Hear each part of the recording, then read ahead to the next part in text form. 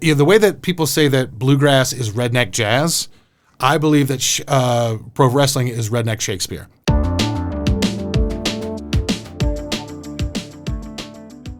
Hey everybody, I'm Amy Newman. And I'm Chris Carr, and we are Two Filthy Casuals. And we know that getting into a new fandom can be intimidating with all the gatekeeping out there. It sure can. And that's why on this podcast, we invite over a super fan. That way they can talk to you about their fandom, why they love it, and you can ask your questions, dip your toe in, sans judgment. And we are so excited to welcome our fan this week. He is a feature film writer and director, a television writer and producer, and an internationally renowned improv instructor known for position play, the ladder, and the deconstruction. Please welcome Brian James O'Connell. Yay! Hi, everybody. Thanks for having me.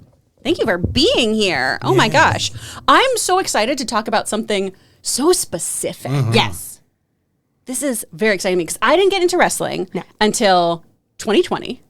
Excellent. Peak time to get involved. Of course. And I had no idea about any of this stuff prior to what I've consumed at this point. You, I think, win the award for both most specific pitch Yeah. of a fandom, because usually people, I'm like, yeah, what would you want to talk about? And people are like, comic books. And I'm like, okay, well, we'd be here for weeks. Yeah. Most specific, and one of the most from the hip.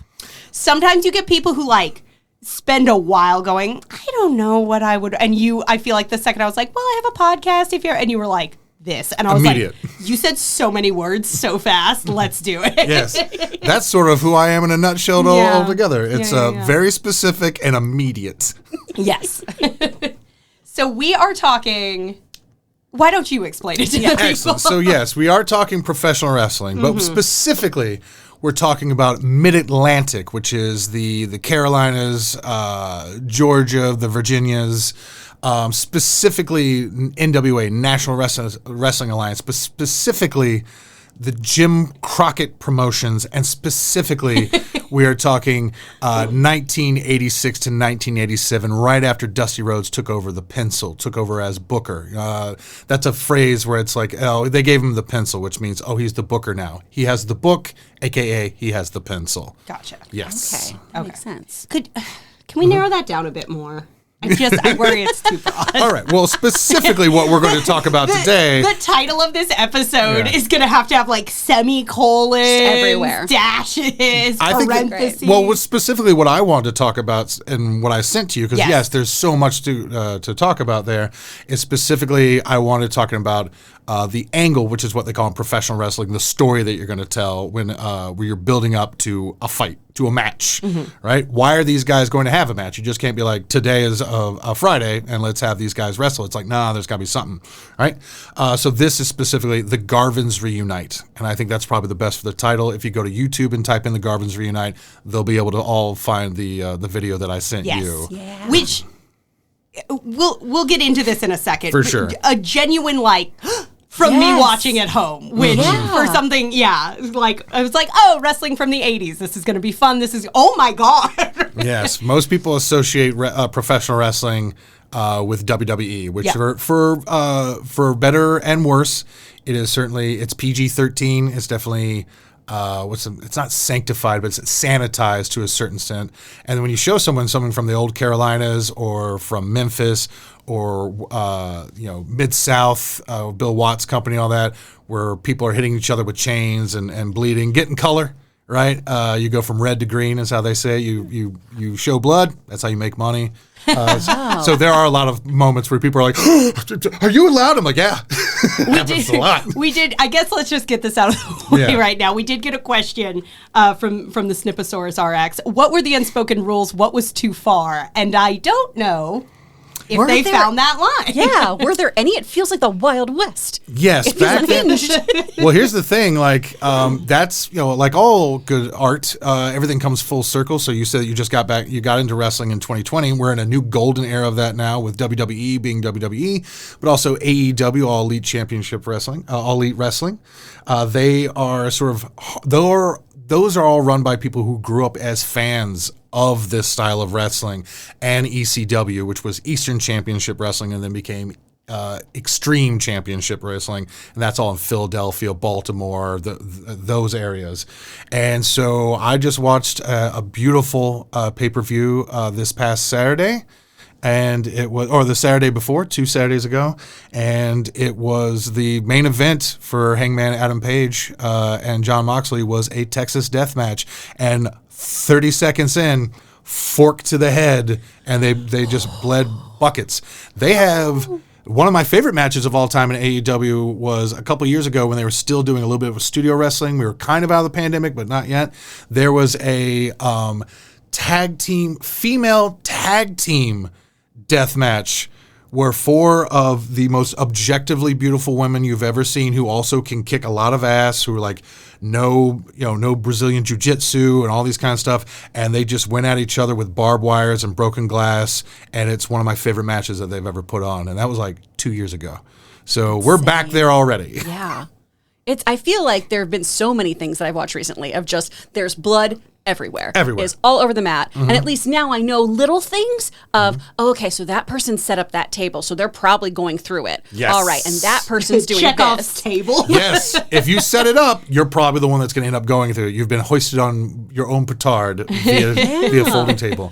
If you would like to see any of that, of the super indie, sort of the big indie that everyone is now, there was ECW back in the 90s and early 2000s. The sort of version of that now is GCW. Game Change Wrestling. A lot of people that grew up as fans of ECW, they'll have some ECW wrestlers come back and wrestle there. And I wouldn't say once a month, but like 3 or 4 times a year, they definitely come to Los Angeles, and they do it at the Ukrainian Cultural Center, the UCC, because they do internet pay-per-views, and they very specifically say UCC and not Ukrainian Cultural Center, so they don't get flagged on YouTube and demonetized. And that's right next door to the Yard Theater, where you've probably done some improv. And you get to say you down with UCC. Yes, You know what I mean? I've been there a couple of times. There's guys. There's always at least one death match. Guys hitting each other with fluorescent light bulbs. So what's the difference between a death match and a not death match? Oh, well, death match, so there's all kinds of things. You can have cage match, but you can also have a death match in a cage. Basically, death match. Hat on a hat, yeah, come on. You have some things that are death match adjacent or just below death match, where if you have like a Texas bull rope match, that's both wrestlers don't wear their gear. They wear like jeans and boots, and they're tied to each other by either a strap or a bull rope. It's either a Texas death strap match or a bull rope match, so that guy who's been ducking them for months can't run away from him now. That's how Amy's got me going to AMC. Yes. I was gonna say, has that ever ended in a smooch? Well, one of my favorite wrestlers of all time, and he is a current wrestler, is a wrestler by the name of Effie, who is basically, the best way I can put it is that he is a deathmatch wrestler who comes across as a gay Stone Cold Steve Austin. He wears a beautiful pink jacket with spikes all over it. He comes out to Goodbye Yellow Brick Road by Elton John. I've met him in real life. He immediately threw me because I met him backstage. We were both doing a wrestling and comedy event, and he shook my hand and he told me his real name, his shoot name, is what they call it. And I was like, I'm a huge fan. And you've thrown me by like respect, and that's kind of the respect for the business of like, hey, if you're backstage here, that means you must be one of the boys. I'm going to treat you with respect. That's cool. That he wears fishnet stockings, black shorts that have pink daddy on the back. I'm a big fan of this man, and Yes. I learned of him 30 seconds ago. There was a company I found through him and through some others. The Nobodies was a trio of 2 drag queens and DJ Accident Report. They would watch wrestling and then had a YouTube channel where they would comment upon it. And they don't do it anymore, but I found out about Black Phoenix Lab. I don't think I'm getting that name right, but it's a queer run for like soaps and that, and so they had Daddy by Effie as a beard oil, and I bought it all the time, and now they're out of it, and I hate it. Boo, bring it back. So he's great. So there are current death matches now. Anything that involves blood and where the blood is the point, and foreign objects, forks, light tubes, barbed wire. I took my wonderful girlfriend Elizabeth, as you know. I took her once to a GCW match downtown in March of 2019, and the last match, as they were pulling out doors. That's a big thing now in GCW. They put people through doors as well as tables, and they were pulling out doors that had already had staple, which they also use staple guns, giant rolls of barbed wire. And she was like, "We don't have to stay for the main event, right?" I'm like, "Nope, we can go. We can go." Yeah, this is getting poorly. And then you have to like be careful if you sit close by, especially if they're doing light tubes and all that. Because you're going to get bled or glass on you? Well, you have to wear, they encourage people who are sitting in the front rows to wear safety goggles and masks because you don't want to inhale the dust that comes from, and GCW does not skimp on the fluorescent light tubes. Dang. I've seen a match before where they took down the ropes and all the surrounding was just fluorescent light tubes that have been stacked, vertical, tied to the things, and they took down the regular ropes and then replaced those ropes. So it's just anywhere they went, you ran into a light tube. Oh my God. Yeah, just buckets. I don't like to be in the front row at Waterworld. Yeah. Like that. Big difference. That sounds horrible. Well, I hope they don't do the same like audience interaction where they pull a dad up and smash him with a light. Yeah, unfortunately. I mean, and sometimes it goes wrong. It doesn't. I my friend promoted a match, and I had bad vibes, and I was like, also I was a little tipsy, and I was like, I don't know why I can't put my finger on. I got bad vibes. I'm gonna leave.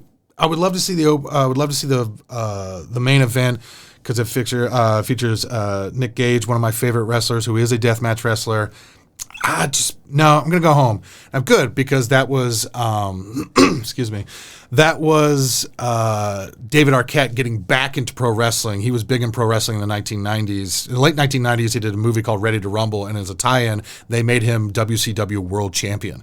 And that was kind of one of the many death steps of the death march of WCW and why it went out of business.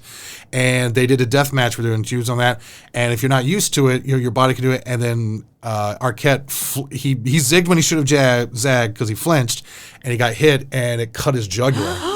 And he put the hand up, and R.I.P., one of his best friends, Luke Perry, who is the father of Jack Perry, who is a professional wrestler in AEW now, and he was on the bill as well. So Luke was there to watch his son, and his best friend Luke Perry drove him to the hospital and saved his life.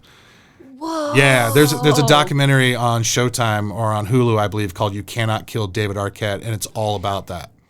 Him getting back into wrestling, and then the night where he was like, "Hoops all berries," and they like, to their credit, they called an audible, and they were like, "This is bad," but they finished the match, 1, 2, 3, and then you throw the ref throws up the X to let the people in the back know this is a real injury, this is serious, you have to get out of here. Mm-hmm. So, yeah, my spidey sense went off, and I was like, "Oh, I'm so glad I went home early and did not watch two of my favorite people almost commit accidental murder."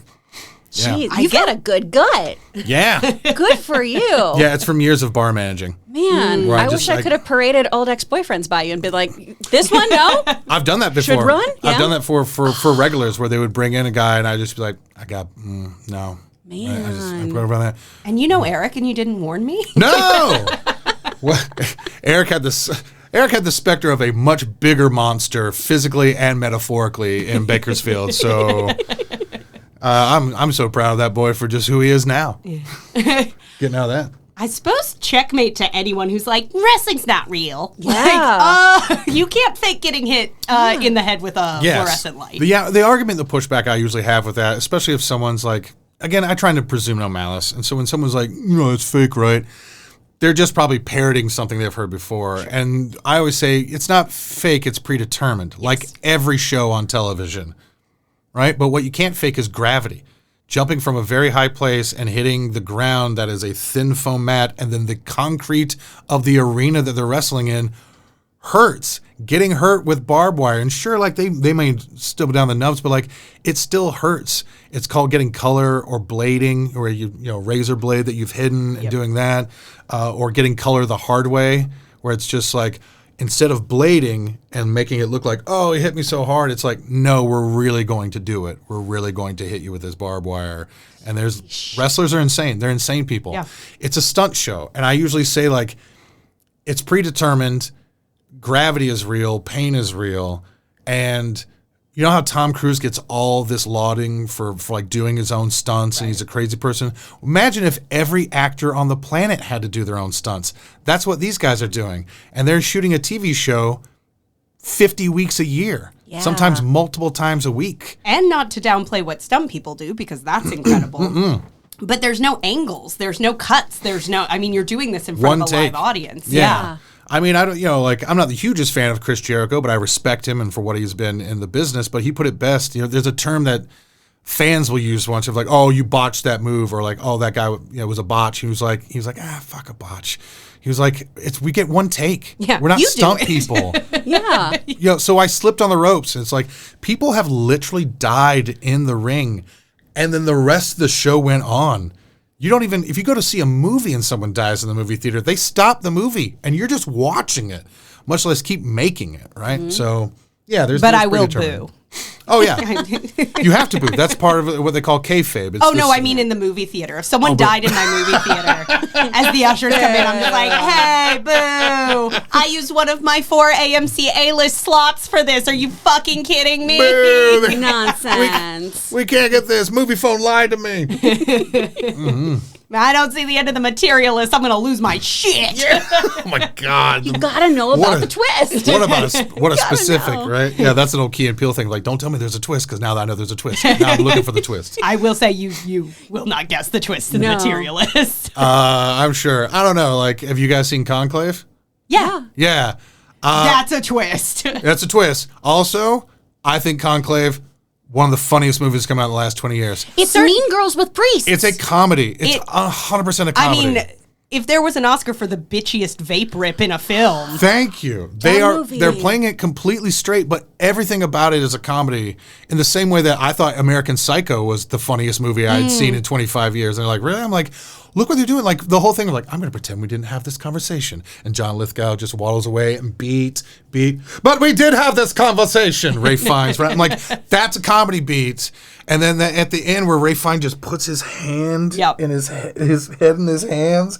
I watched that in my living room with Liz. I stood up and I was applauding. Yeah. I was laughing so hard. It's immediately not only one of the best comedies I think has come out in 25 years. It's now in my top 20 movies of all time. Easily. I did definitely start it like, okay, it's going to be like a well done, like, old men talking, and oh no, wait, this is way more fun. So did I. I was like, all right, I was raised Irish Catholic. Let's sit down and let's watch this important movie. Liz watched it on an airplane on a trip overseas. She came back. She was like, I think you'd really like it. And 5 minutes in, I was like, this is incredible. Yeah, this is hilarious. Like, oh, it's like watching Starship Troopers for the first time in the theater. I was like, oh, you, Paul Verhoeven, you son of a bitch. How did you get them to give you the money?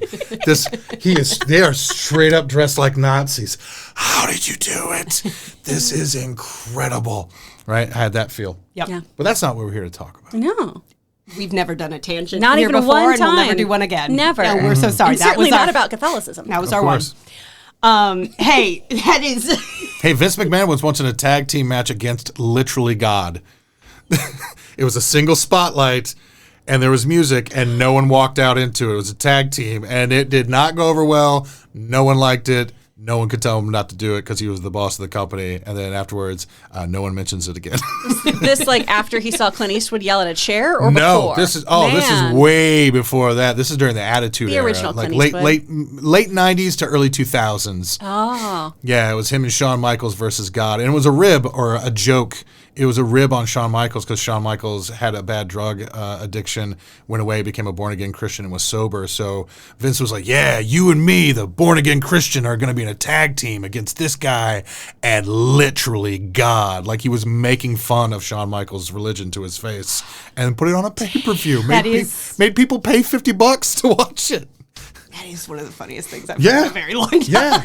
It's backdoor funny from a person who's a narcissist and a sociopath and a monster. Yeah. So it's like, hey, every once in a while, a sun shines on a dog's ass once a day, right?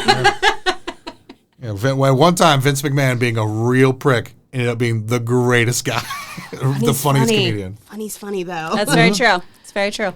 So. Yes. the specific Jim Crockett Promotions, is that kind of the banner? I feel like it's called several things. It is. So here it is. You have to remember the National Wrestling Alliance, or the NWA, was a conglomeration of several territories. In the same way that all the different teams in the NBA belong to the NBA, but they are competitors with each other. Okay. They work together to make money, but they're also trying to beat each other. Okay. So there was a respect there of like different men were in charge of different territories. This guy was in charge of Memphis.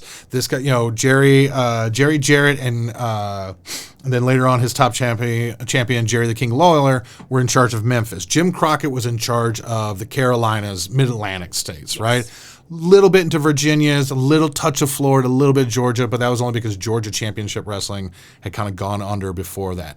Vince McMahon Sr., Vince McMahon's dad, the WWE used to be called the WWF, actually used to be called the WWWF, and that was what's known as the New York territory. They're all in part of the NWA, so then Mid-Atlantic, and then everyone referred to as Jim Crockett Promotions.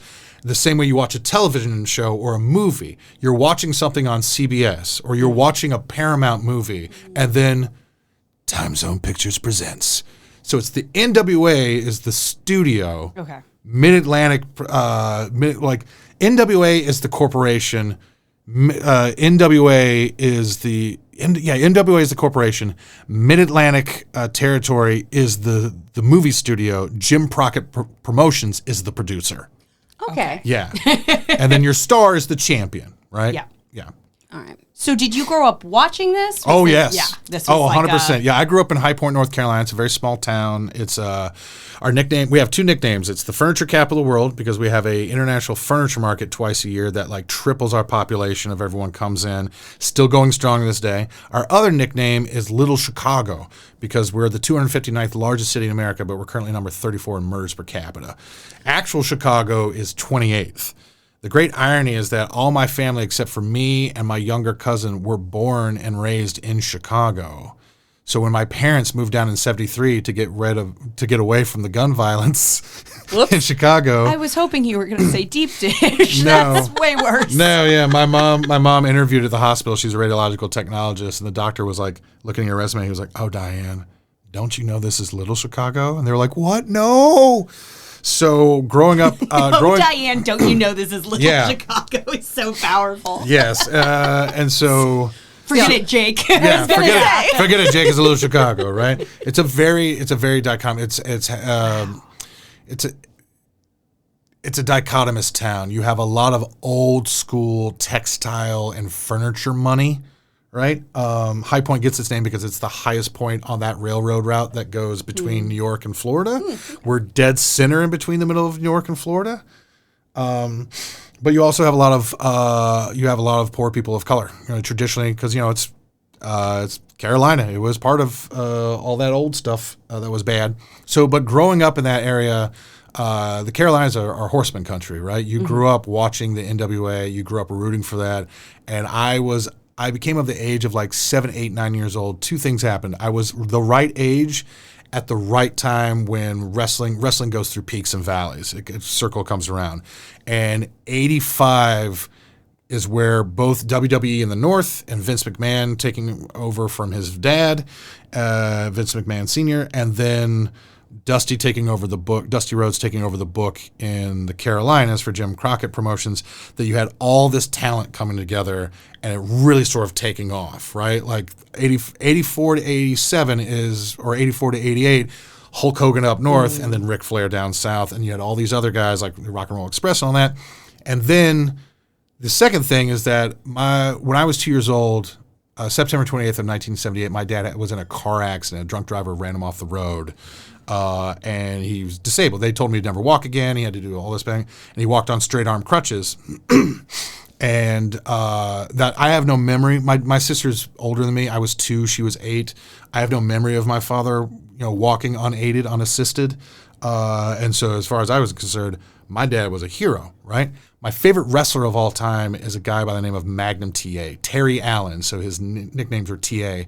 And they called him Magnum TA because he had the mustache just like Tom Selleck of Magnum PI. They didn't put a lot of thought into gimmicks back there. Like, guy looks like Tom Selleck, call him Magnum TA, right? But he had long, blonde, curly hair. He was tall. He was athletic, just super good looking, rode a motorcycle, and he was being groomed to be the next guy that was going to be the next babyface and beat Ric Flair and be NBA champion. And he was in a one-car crash. He wrapped his Ferrari around a tree. And same thing. They told me never walk again. And when he came back in Richmond, Virginia, it's so pro wrestling. Dusty Rhodes is helping him to the ring. He's wearing an airbrush T-shirt with his own face and Magnum's face on it. And Magnum's got the cane and an arm sling. And it's looking like... Lots of times people fake injuries, like, oh, he's taken out on a stretcher. This was real. Yeah. And the audience is losing their minds. Dusty Rhodes is going to go into the cage to fight Tully Blanchard for Magnum TA's honor, because here's how insane these guys are. Magnum's in the hospital, and Tully Blanchard's the guy that he had been feuding with, who was Ric Flair's right-hand guy. He's one of the Four Horsemen. That's their faction. And he goes into, famously, he goes into the hotel, like the hospital room. They sneak him in because... It's kayfabe. You can't have good guys and bad guys talking to each other. People still believed it. And he went, I want to cut a promo on TV where I say that I'm the one that cut your brakes, and that's why you had a car accident. Magnum goes, yeah, that'll get great heat, brother. Do that, because they're insane, right? And so Dusty Rhodes is going in the cage to fight Tully Blanchard for what he's done, and everyone in Richmond, Virginia, young, old, black, white, grandmothers, children are standing up and are like sobbing and applauding. And Magnum TA is turning around. You can see him struggling. He's turning around, tears in his eyes, and like, thank you. Like he's mouthing the words, thank you. Just like, thank you. Thank you. And like, I was like, oh, like that guy, my dad. Yeah. Oh, my dad's a superhero. And then I'm in. You are a wrestling fan and for life. Yeah. Magnum TA is still my favorite wrestler of all time. And that gimmick and and he tried to come back. He just wasn't cleared physically to wrestle. And so they just had him doing announcing and stuff. And there was this whole thing of like, oh, that was going to be Dusty Rhodes' tag team partner. Who's going to take his place? And Magnum had a famous best of 7 match series against Nikita Khrushchev. This is mid-'80s. The Russians are our enemies, yep. Top Gun era and all that kind of stuff. And so they did the impossible. They turned, he's actually from Minnesota, right? That tracks. My name is Nikita Khrushchev. I have great respect for athlete Magnum TA. And even though we have differences in our two countries, I'm here to be Dusty Rhodes' partner and to take Magnum TA's place because of my respect for him and my love for him as a competitor. They turned a Russian babyface to take him. That's how important Magnum TA. Every redneck in the South was like, that's right. That's how good Magnum TA is. We are going to root for this Russian communist now. Incredible, right? So when people say that wrestling isn't real, I was like, get fucked. What did I just tell you? Right? So that is, from the very beginning. But so those are my favorites. And then the Rock and Roll Express was the cool tag team that all the girls wanted to kiss and all the guys want to be. I mean, I don't need to see them to know. Yeah. If you call someone, that's the Rock and Roll Express. Yeah. I'm puckered up, baby. Yeah. And if you talk about the different territories, everybody has their own favorite version of the Rock and Roll Express. It's just where you grew up. So in Memphis, it was the Fabulous Ones.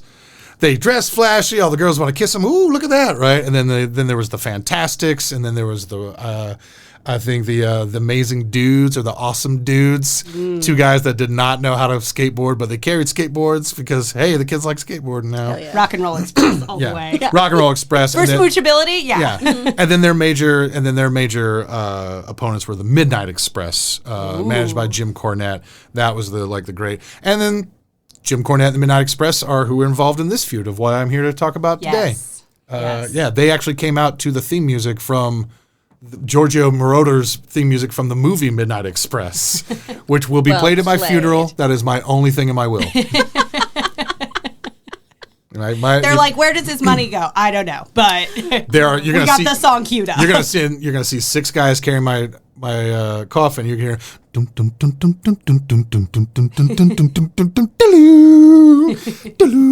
So yes, Midnight Express are involved in the Garvins reunite. That's never seen someone so excited about their own funeral. Yeah. I don't think you were there for that. So we got really excited about planning mine because I'm going to be replaced in my casket with a Muppet. Oh, lovely. Yeah, I think it's going to be really special. Yeah. Where's your body go? I mean, probably I'll be cremated and thrown about an Erewhon. And that feels fancy. An Erewhon? An Erewhon. Yeah. I'm for it. Yeah. 10-10. They're going to put me in a smoothie. Yeah. Good times, great oldies. Yeah. Wow. That way I can be with you forever, Amy, because I'll die first. You're young. Or they can put me in a Build-A-Bear for you. Or in the Muppet. Why would you be with me if you were in an Erewhon? I ain't got Erewhon money. You can get one smoothie with my corpse inside You need your ashes scattered in the old gross out. Go to the grocery outlet, scatter your ashes. I'll go to an Aldi, and you can pay $0.25 for me. Great. Real quick, before we get into it, let's not go on a super tangent, but what's the one movie where everyone's Muppets and you get to play the one human? What's your movie? I'll go first. Mine is Reign of Fire. I play Matthew McConaughey's character. Everyone else is Muppets. Oh, I get to be the person. This is new. Yeah. Because I feel like my answer has always been, it's the only way I'd want a Rocky Horror Picture Show remake. Yeah, there you go. Yeah. Yeah, Brett, what's his name from Ted Lasso? He's the one that, he just did that in his new lesson. He's like, it's Goodfellas, and he's Henry Hill. That's perfect. Yeah, Kermit's, what about you, Chris? Oh, man. Oh. You've Got Mail. Yes. And I'm Meg Ryan. Yes. That actually, trademark. work. Everyone listening to this, trademark. Now head over to our Patreon and you can fund this film. We're gonna pitch the Jim Henson Company and Disney. All right, you remake You Got Mail. So we're remaking a remake because You Got Mail is a remake of The Shop Around the Corner. Yes. Yeah, it's Kermit. It's Kermit and Piggy. God, I want to watch that today. Be great. Oh, Be magical. Done. Beautiful. Okay, Garvin's Renee. Glad we got that out of the way. Yes. Yes, so you sent us this clip that contains Multitudes. multitudes. Layers. One of the most batshit things I've ever seen. Yes. It's nuts. Mm-hmm. Let's break this down. What is our lead up? Who are the Garvins? Yeah, so the Garvins, Ronnie the Hands of Stone Garvin. Hot. Is his Go on. Yeah. Yeah, that was his finishing move. It was a single punch. His hands were so heavy they were like stones. He's One Punch Man? He's One Punch Man. Ric Flair gave him the nickname when they were in a feud. He was like, Ronnie Garvin's got hands of stone. And from there on, it became Ronnie the Hands of Stone Garvin. Or the Hands of Stone Ronnie Garvin. It's been done both ways. So he is a French-Canadian. The most badass of people. French-Canadian redneck that had been working, had been into wrestling since he was like 14. He just loved it and been training for it. He came down. He was what is known as a good hand. He was a very good worker. You could trust on him to put a good match. Mm-hmm. You could trust him. Like most guys, like a lot of guys, he got to start as a jobber, which is someone who would do the job of losing to the star. A Kevin Owens. Yeah. Don't say that. Kevin Owens would not consider himself a jobber. Not anymore, I don't think. No, but I think when he's like paired up with somebody like Roman Reigns, where I'm here to make you look really good. Yes, that's the person who's there to take the pin. WWE doesn't really do jobbers anymore. AEW will. Here's how you know a jobber. So, do they get an entrance or are they already in the ring? Oh. If they're already in the ring, do they have good-looking gear or do they have trunks that are blue? Yeah, some jobbers do work their way up. Some of them become famous for being jobbers, like George South. George South has an entire documentary about him being, and all these famous people. And like, I always love working with George South because these guys have to travel, and they'll do the same match over and over again. This is like pre-TV days. Some of the younger, hipper guys who would I would watch stuff from Georgia and I would watch stuff from Carolinas, and I'd be like, this is the exact same match. Oh, okay. So like a young. So Jim, they would just travel and just lose in the same way to all the yeah. stars. And so he got that start, but he was so good and he was such a that he became sort of a good baby face in what is known as the mid card. He's not the top of the card, but he's not down there with jobbers and stars who are like squash matches, where it's like literally your job is to go out there and lose to this guy, job to this guy in 30 seconds and die, right? So as he's there, he's this solid blue collar hero, which is very big in the South. And again, you have to go back and look. Most of them look like tough guys you wouldn't want to fight in a bar, but they're not chiseled out of wood. They don't have abs. They look like regular guys, which again, much like Bella in the Twilight series, it's easy for someone in the audience to project themselves. The old self-insert. Yes.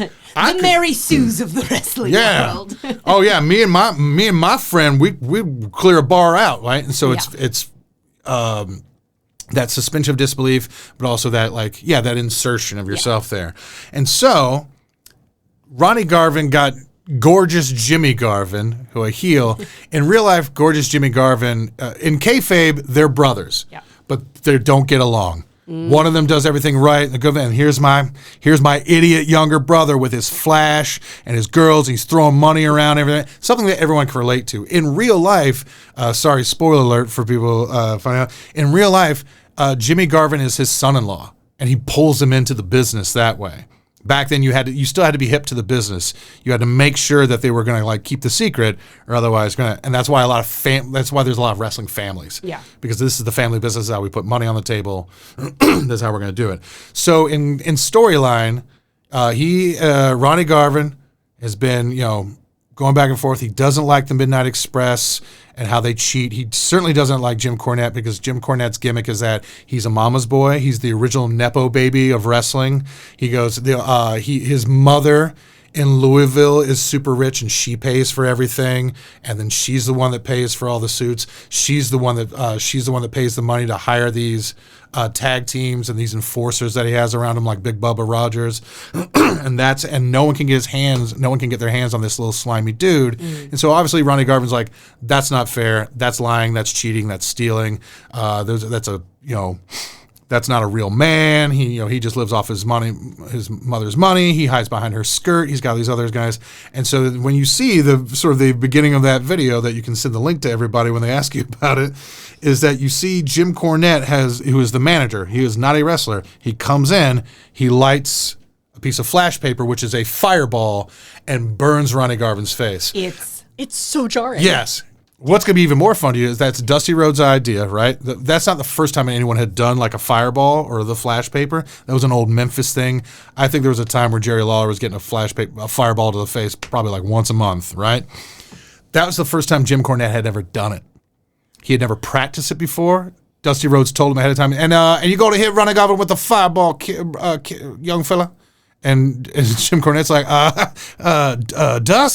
Gold Dust? I've never done that before. You're going to be fine. You're going to be perfect. Just go out there and do it. These guys are doing almost improvised stunt action movies in real time. And that's the best way to do a stunt. Yes. How do you rehearse hitting someone in the face with a flame? You can see how he's struggling to light it and all that. You don't that, and then also if you rehearse it, all right, I'm going to come up with my hand, just like a fake punch, stage it out. We'll stage it out, we'll come up this way, and there's not, and it is right up.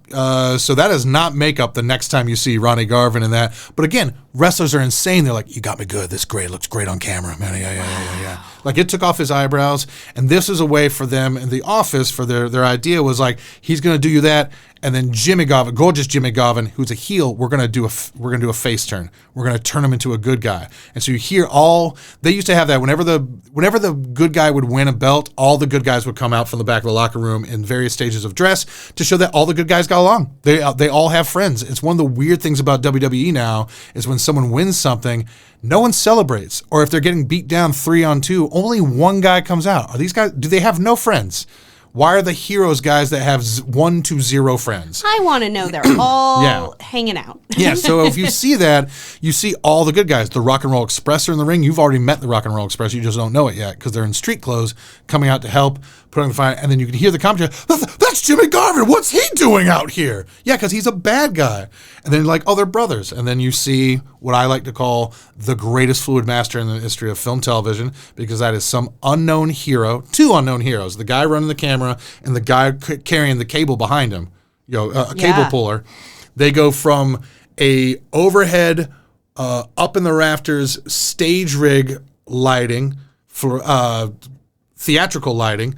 He's in the ring. He has to get out underneath. He's following them through the pitch darkness because there's no house lights above the people. So it's going in and out of. He's having to rack focus his own hand by hand himself. He's behind all of these guys who are getting this guy and that. They put him in the good guys' locker room. They're all getting him down. He's going in for the close-up of Ronnie Garvin screaming in terror. None of these guys have rehearsed this either. It's all improvised.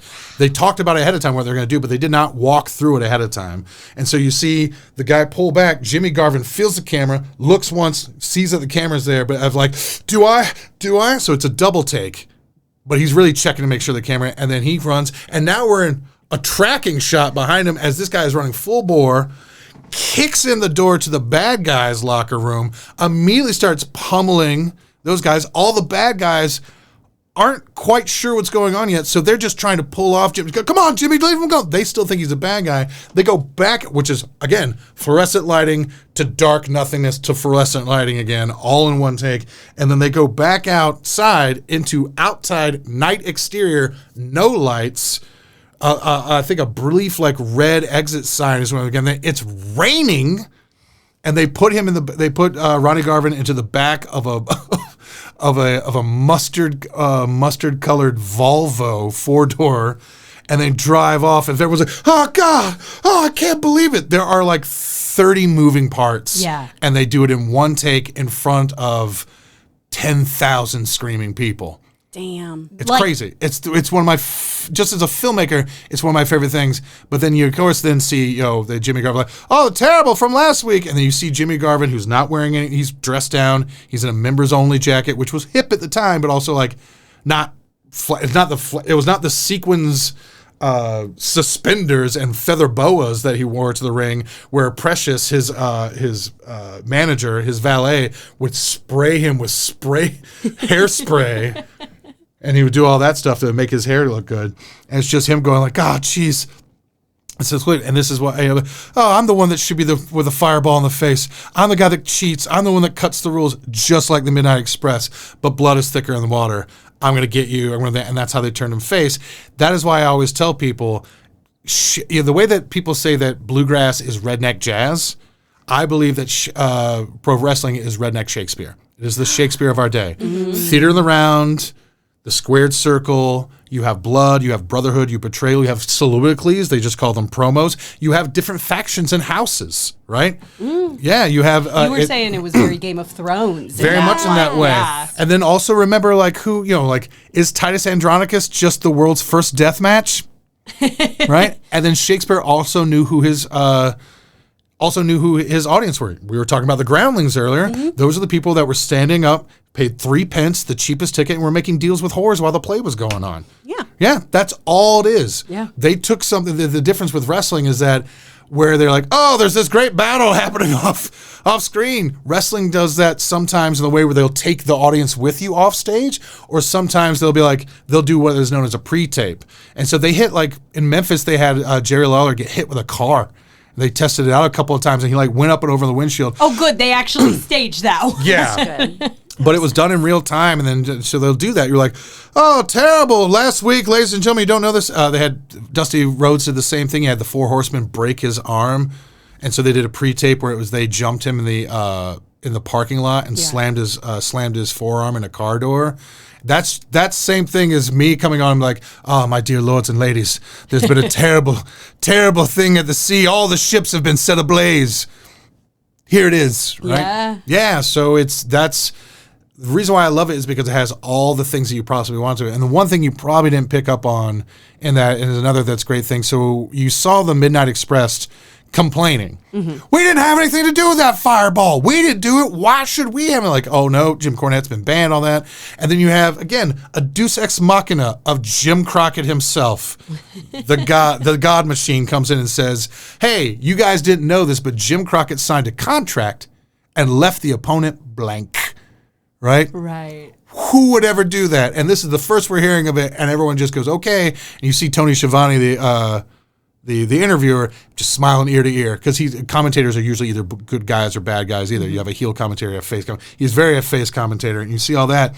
So that's Dennis Condrey and Bobby Eaton. Dennis Condrey is the one with the beard. We didn't know he's doing most of the talking, because Bobby was a fantastic wrestler and very safe, not good at talking, right? By the time they actually get to like a month later where they actually have their match where the Garvins get to get in the ring and get their hands on these Datchley guys. Dennis Condrey has already said, fuck you, I quit. I don't like how I'm getting paid and gone. And they replaced him with Stan Lane. So when they get their revenge on the Midnight Express, it's not even the right Midnight Express. It has everything you want in wrestling all at once. It's why it's my favorite thing of all time. And it's usually the one I tell people when they're like, I don't know, I really like wrestling. I'm like, here you go. And then you guys were like, we gasped. Yeah. Oh my God, right? Look, I don't know if I'll ever be a huge wrestling fan. Mm-mm. I like it. I respect it a lot.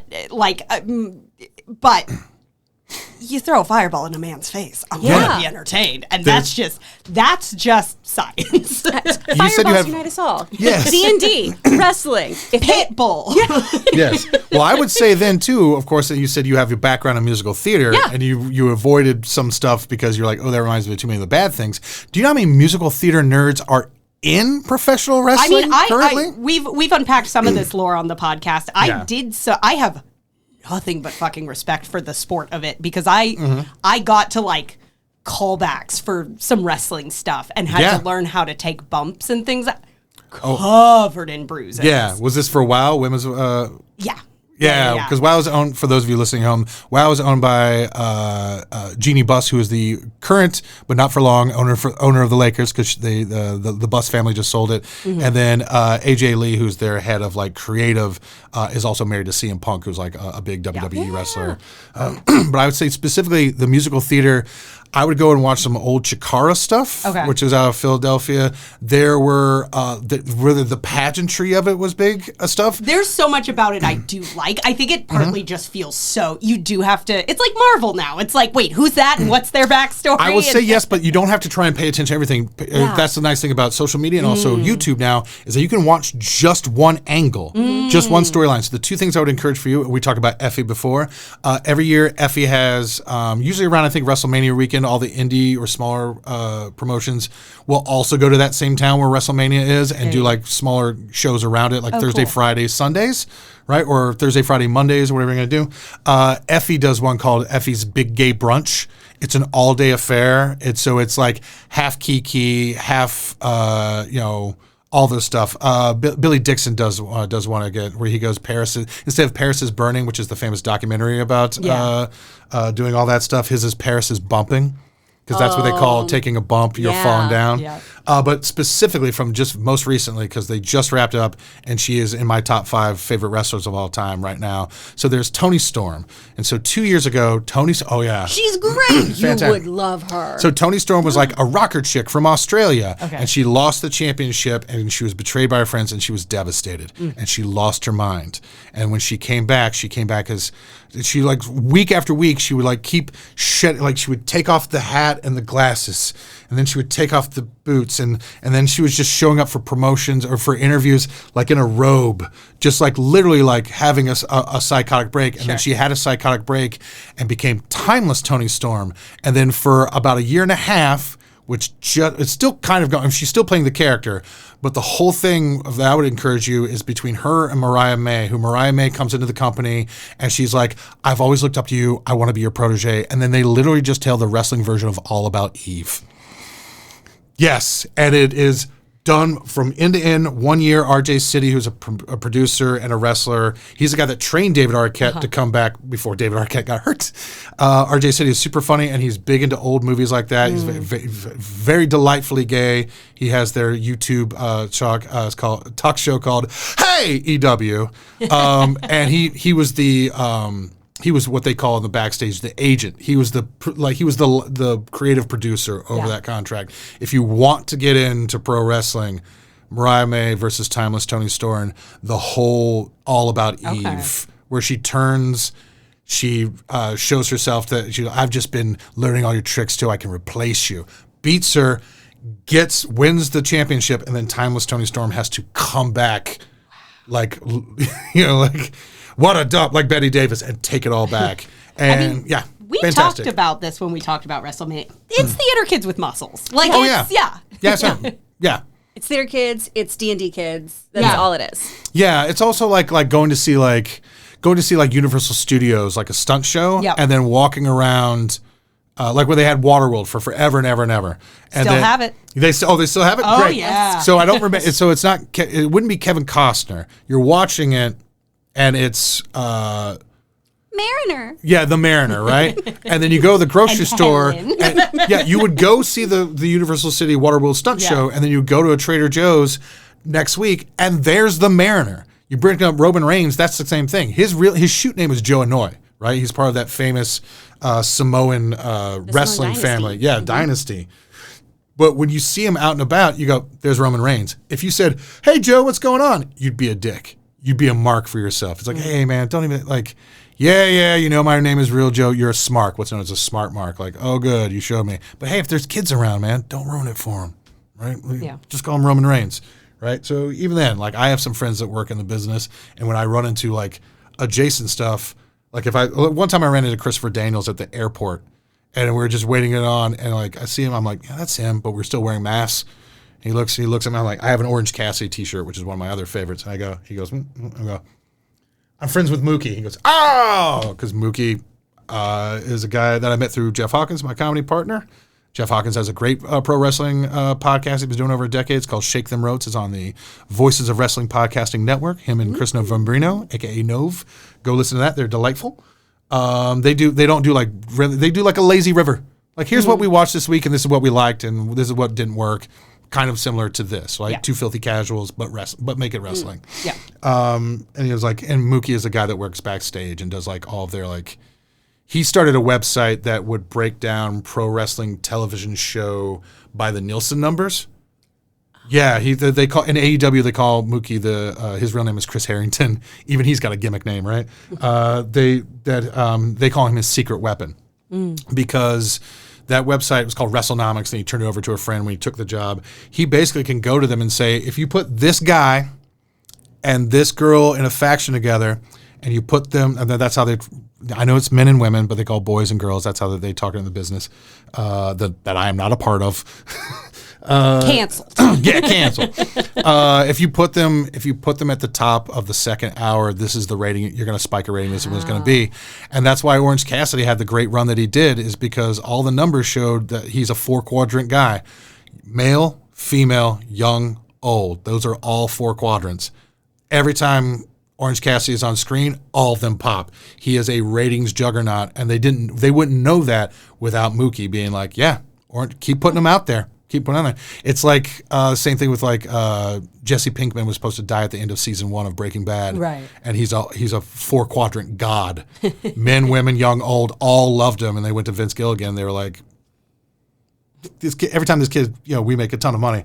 Would you maybe not kill him?" He was like, I like making episodes of TV shows, so yes, he can win. And that's sort of how wrestling is with that. So yeah, from Garvin's to all through it, but all that stuff is interconnected. But also you can just carve out a little chunk for yourself and just be like, yeah, okay, good to know, because it's an intimidating fandom. It's overwhelming. It's like it's soap opera for. It used to be like soap opera for boys, but it's soap opera for everybody. Yeah, Oz on HBO is soap opera for boys. Not a lot of women like that. Most wrestling audiences, any of the promotions I just mentioned that are currently running, almost half women, if not more. Yeah. Mm-hmm. The real funny thing is that WWE, everyone figures like, oh, WWE, especially because their connections, the people who work there and run it and their connections to the current administration, you would think, oh, that's a product or a television show for a conservative fan base. Their fan base is almost insanely progressive. Like 70 to 75% of the fan base is progressive. Really large people of color are super into wrestling and all that.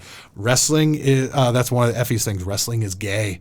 Like it's camp, man. It's so gay, and then they're just like, let's go all the way. One of my favorite wrestlers, Dark Sheik, runs Hood Slam out of San Francisco.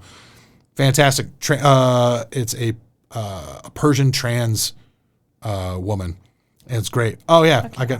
I got to see them wrestle in a tiny VFW hall in Burbank, and they won like the mid-card title. And it was one of my favorite moments of fandom as she walked by. I'm such a huge fan of her work. She'll do deathmatch stuff, but also like their once a month Hood Slam shows are like a sketch show that also happens to be wrestling, right? and she'll dress up like Psylocke from X-Men. Oh, forget about it.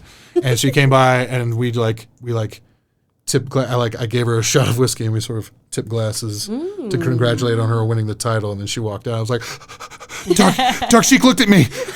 Boo! Did you see it? Dark Sheik looked at me. Oh my gosh, she's so cool. Oh, she's the coolest in the world. Amazing. Right. So yeah, that's how you can get into wrestling.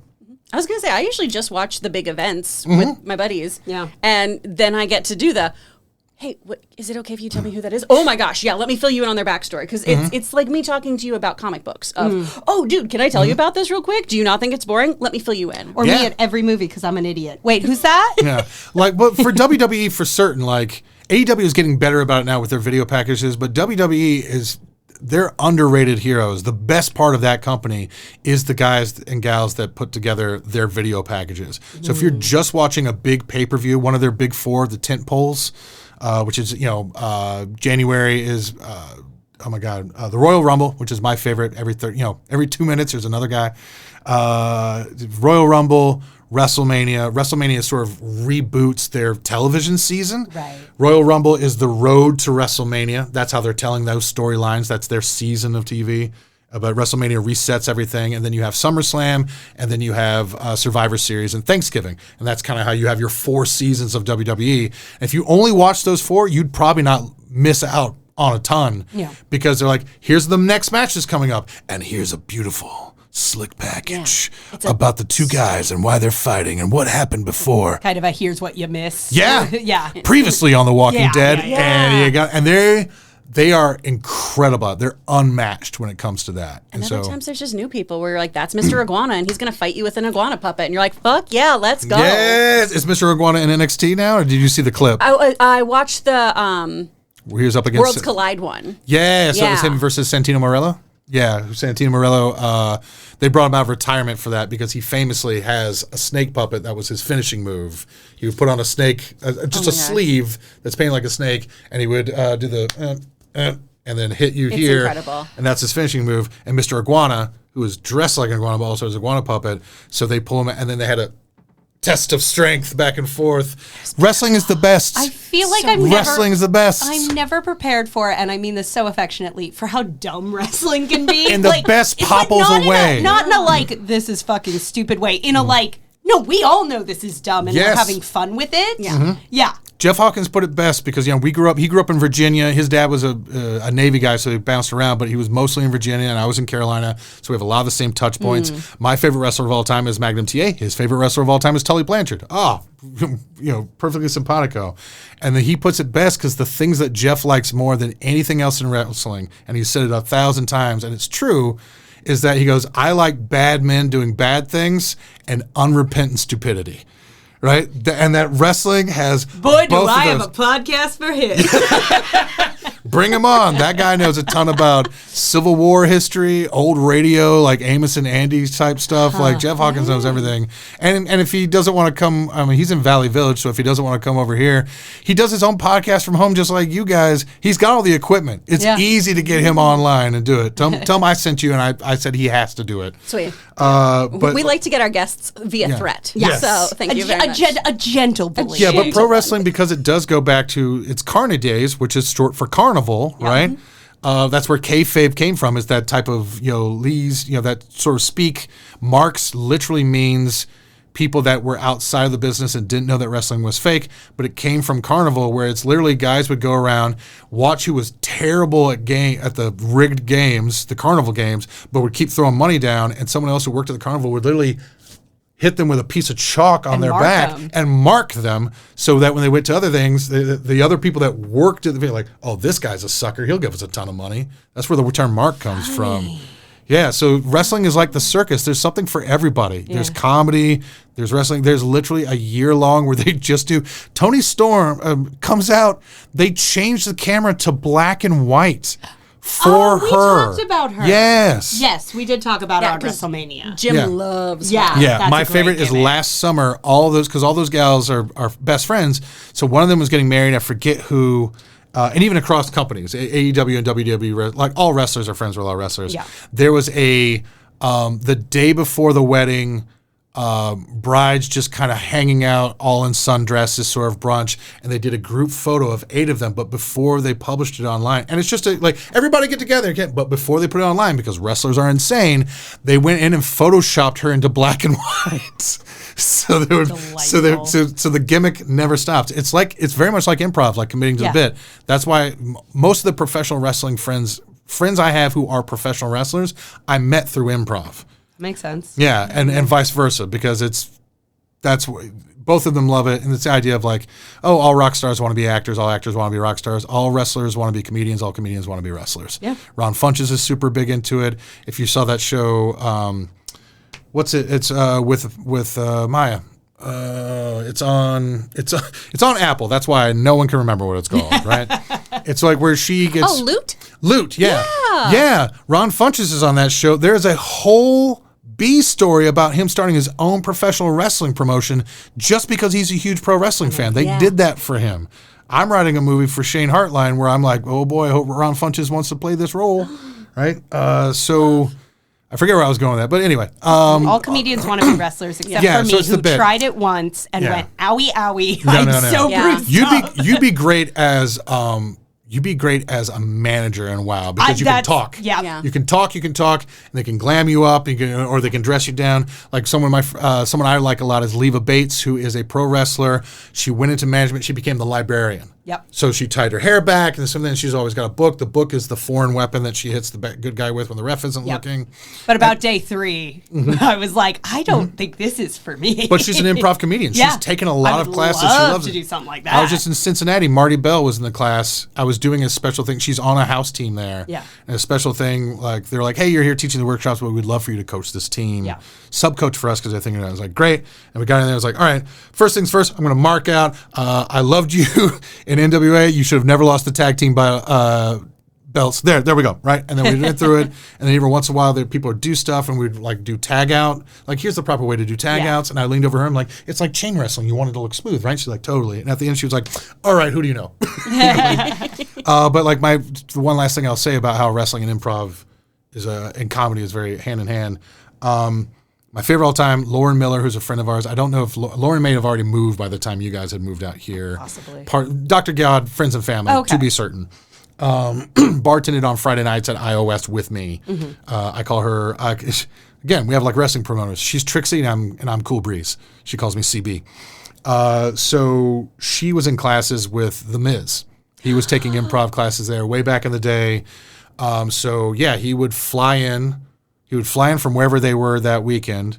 On Monday night, from Monday Night Raw, he would fly in, take a class either Tuesday or Wednesday, and then fly out to wherever they were doing the house circuit. So he would do Thursday and Friday night house shows, and then like Friday night SmackDown or Saturday. I think SmackDown was on Thursday at that point, and then Friday and Saturday night was the house loop, where they would just do shows that weren't on TV. Mm-hmm. And then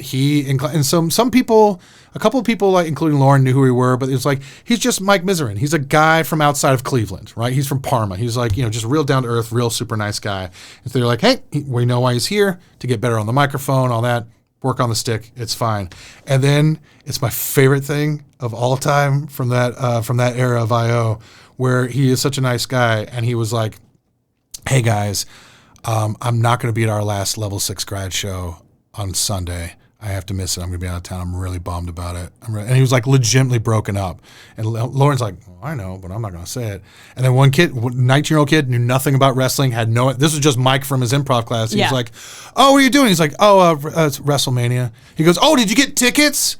And he could have blown it. You know who I am? He could have blown up that kid's spot. And he's such a nice guy. He just goes, no, I'm in it.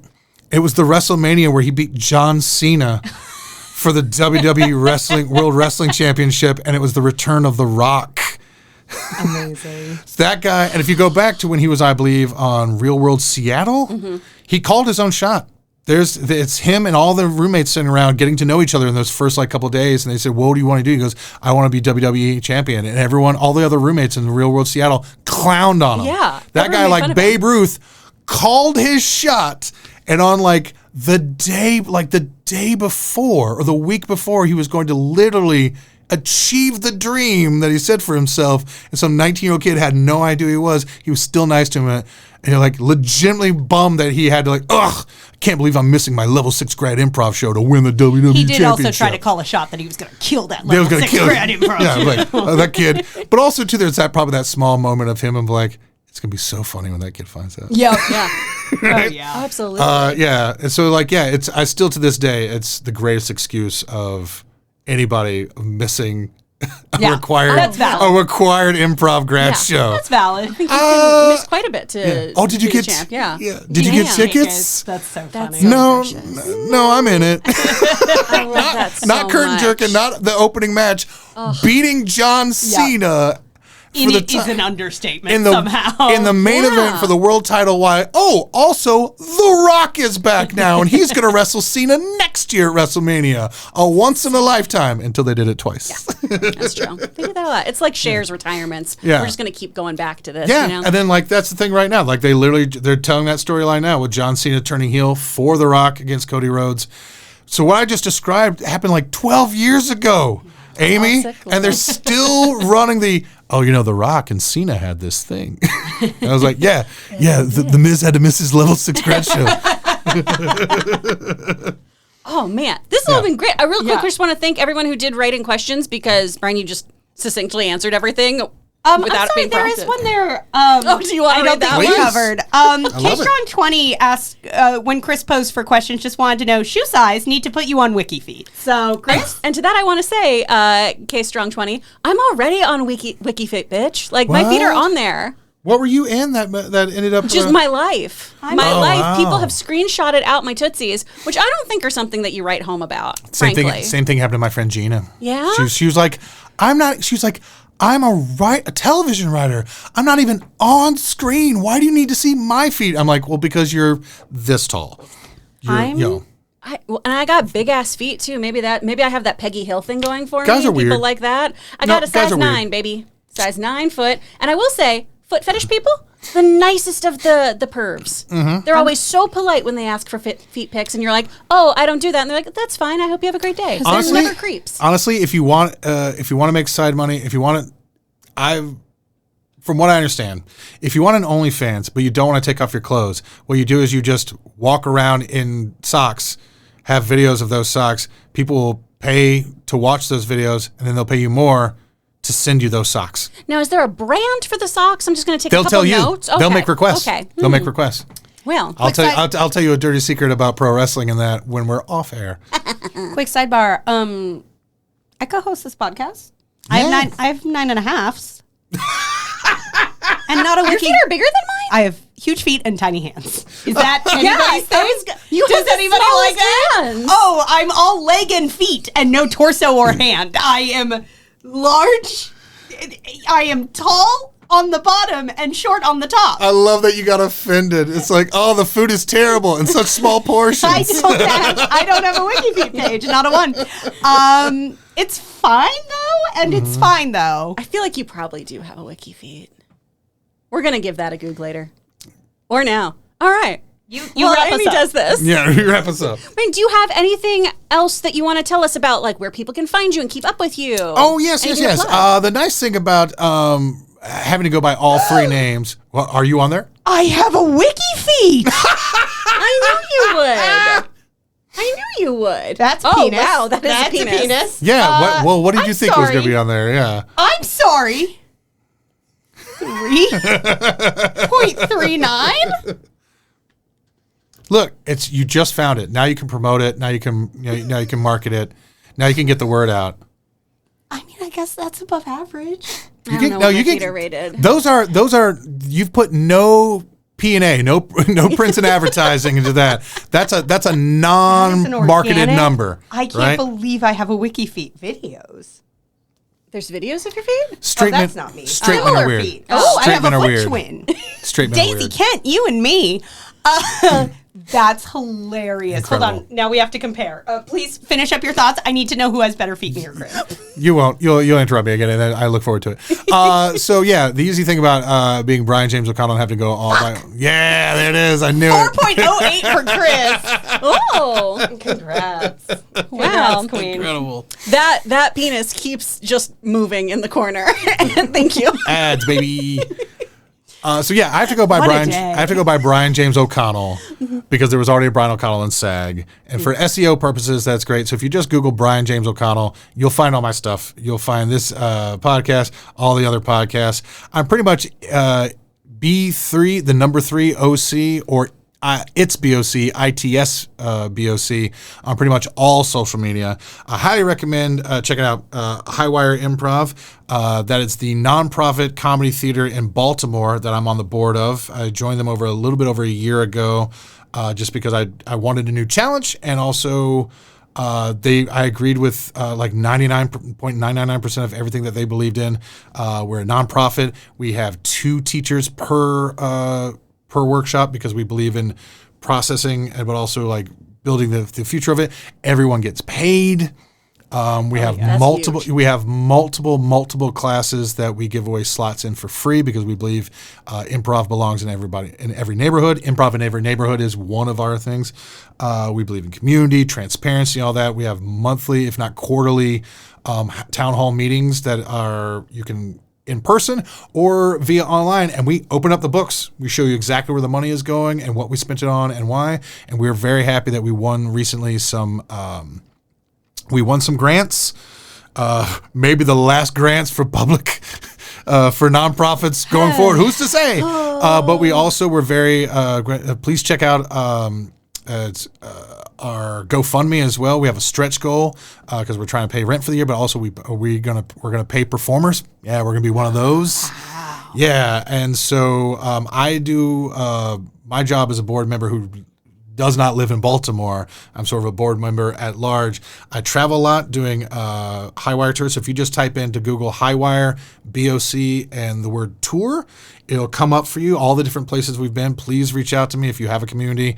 Our big thing is that from going to things like Camp Improv Utopia, which I'm also on the board of, or going to the festivals, I've been to over 200 festivals in my life. The number one thing I always heard from everybody is we'd love to bring someone like you in to teach. We'd love to bring someone like Susan Messing. We'd love to bring in like Chad Damiani, but we're small. We don't have a lot of people. We can't afford it. And in the spirit of yes and, I'm like, all right, well, let's figure that out. And so I came up with this idea of just like Black Flag in the late 70s, early 80s, where there were no punk rock clubs. I just send a bunch of emails to geographically located theaters, improv troupes, college programs that have an improv troupe, because that's where a lot of people discover improv, and say, look, I just need a plane ticket from Los Angeles to wherever I start, and from wherever I end back to Los Angeles. And if we all work together and split the cost of travel and arrangements, which is usually the most expensive thing, I'll stay in spare bedrooms. If your mom has an Airbnb, I did that for House of Comedy in Sacramento.